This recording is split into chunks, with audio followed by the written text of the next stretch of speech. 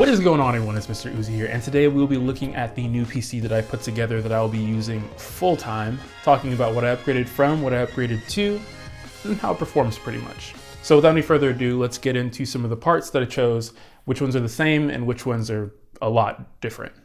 So when deciding to choose which part to put in the computer, the biggest decision was between Intel and AMD. I went with the Ryzen 5 1600, not the 1600X. If you want to go and look at the prices and configuration of this entire build, I'll try and put a PC part picker link down in the description below, and you can take a look, and I should have a description laid out of everything that went through when I was going through this entire process. But that is a CPU that I chose, and to accompany that, I went with an Asus Prime X370 Pro motherboard, which is on the AM4 platform. Now, if you're looking to build a Ryzen system, you don't really need X370 unless you plan on doing something like SLI or Crossfire for those extra PCI Express slots. Other than that, just about any B350 board should be good enough for you. And for the RAM, since Ryzen does love high memory speed RAM, I went with Corsair's Vengeance series RGB 16GB kit running at 3000 megahertz. Now all of that together combined actually replaced the heart of my old system, which was an FX 8320 with 16 gigabytes of Corsair Vengeance RAM and a Gigabyte 970A UD3 motherboard. So let's go ahead and take a look at some of the performance numbers, comparing those two systems together, seeing how much better or worse in whatever case that may be, probably not, and see how they all stack up against each other.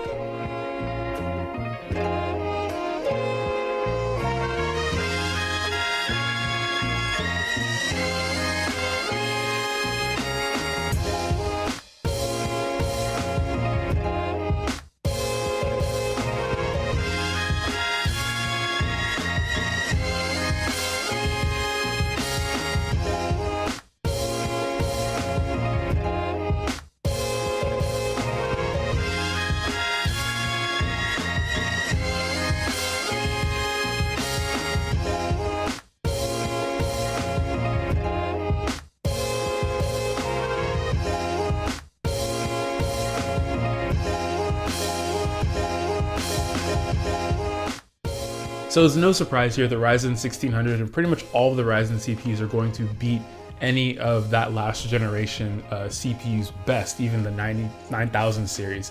It's going to consume less power, it's going to give you more overall cores, it's a more efficient type of multi-threading, SMT versus, I believe they're using modules. The memory controller is much better, can take advantage of high-speed memory and run DDR4. There's just so many benefits to go through when upgrading from the old 5-year platform to one of the newer platforms. Things like USB Type-C, USB 3.1, M.2, PCI Express 3.0, which I did not have on the old 970A UD3 motherboard.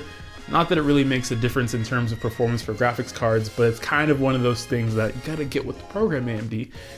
So, I'm happy that AMD has finally updated their architecture and updated their platform to be more competitive with Intel, and it is competitive. You can definitely see a lot of people kind of leaning towards Ryzen or leaning towards AMD in general and looking to build their next computer and what CPU they're going to choose, so that is exciting. Anyway guys, thank you for watching. I hope you enjoyed it. I hope this inspired you to build your next computer, maybe Ryzen or Intel, whatever you choose.